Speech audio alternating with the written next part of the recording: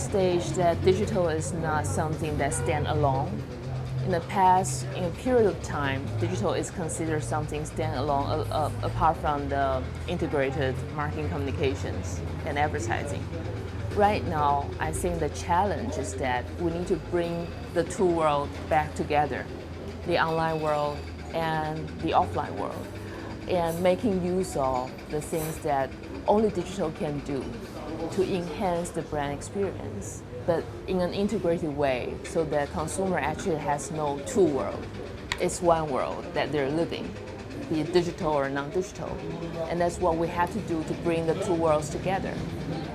The biggest obstacle to bring the traditional media into the interactive process is actually still the talent and people. Because you have a bunch of offline people that really understand traditional media without an in-depth understanding of digital.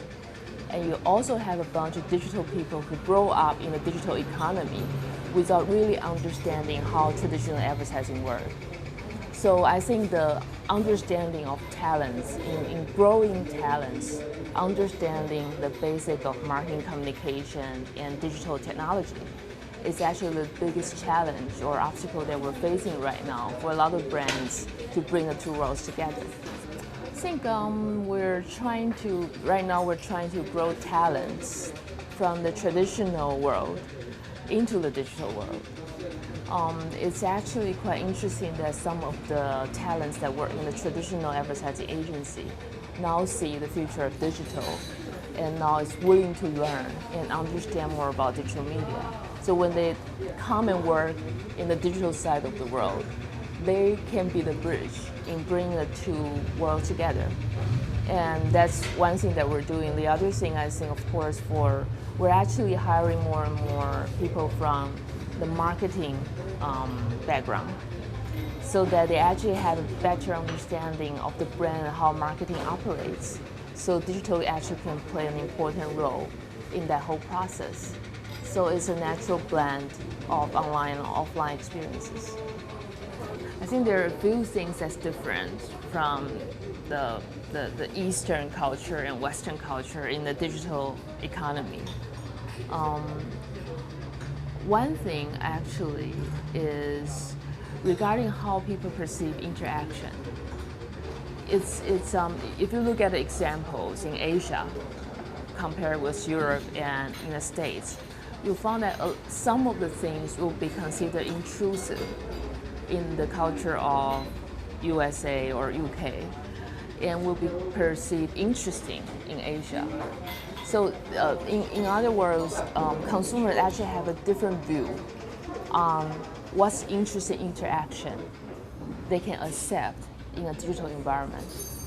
So actually that's a huge difference, and that's the reason why a lot of so-called crazy ad is actually quite well received in the world of Asia as compared with in UK or US.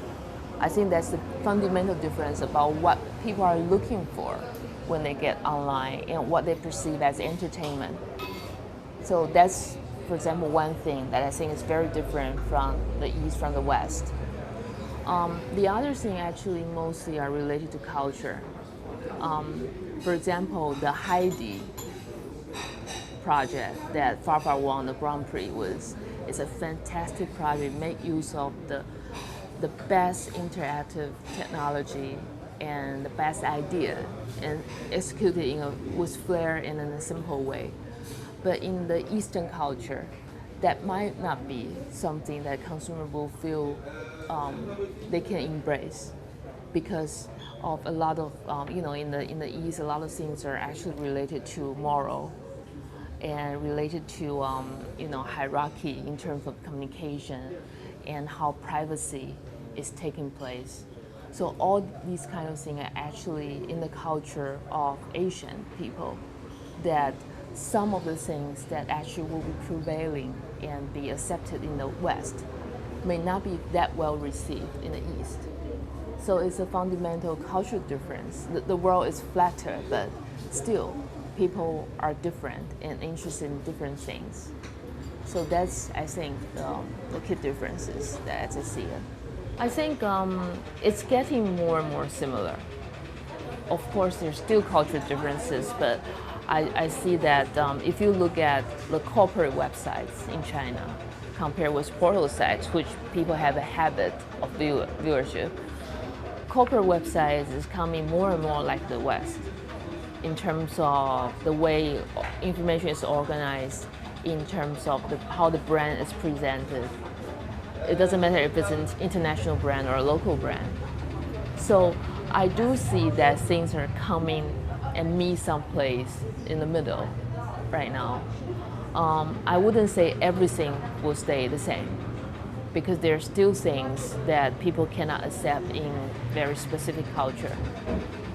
But in terms of the format and in terms of the way it is communicated, I would assume that there are things that will be a trend as a global trend.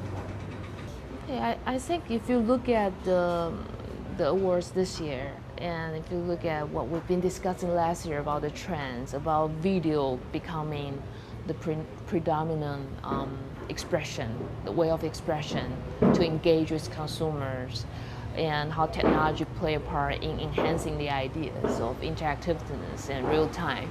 I think you see that this year in the works that got awarded, and it's actually having much better skill in terms of delivering what they want to convey. So if you're looking at that part, I think this year the work actually is absolutely on the trend and on the track that you perceived last year. And as to what's coming up in the future, I think always the challenge would be how to bring the two worlds more seamlessly together. I think that's a challenge that every brand is facing right now because you just cannot create an additional world in an online space without interacting with your offline physical world. And that will be things that I will see there must be very interesting work coming up next year, combining that aspect. There's one thing that actually puzzles me for a while. That's when I look at the Chinese culture. Chinese culture is a culture that's actually very influenced by words instead of visuals. More and more so, visual got the power of influence. The words, the text, is actually a very important part of Chinese communication.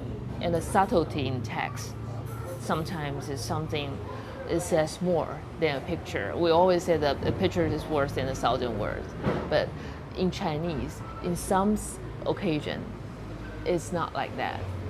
So I was just thinking, when I look at, for example, the work this year, it's very visual oriented and it works across market. But for a culture like the culture in China, when text and words are actually a very important part of the communication, how can that be understood by people who is not living and growing up from that culture? I think that's a very interesting question because for any marketing communication to work in China, that part of the text and meanings and communication in words is actually very important. But if you view the work that we're seeing today, most of them, even if you take out the text, you totally get the meaning and you can interact with the website without knowing the language. So that's a very different way of expression from different culture. So I'm just thinking, will there be a way to make the Chinese way of communication known across culture and got represented in this award? That will be a huge challenge. Perhaps there will be more and more people learning Chinese, so there won't be a problem in 3 years' time. But I really would love to see that happen one day, that some of the work that's seen to be great in China can be well understood across cultures. And I think that's something that I look forward to. And I don't know whether I can get it next year, but definitely I hope I get it in the near future.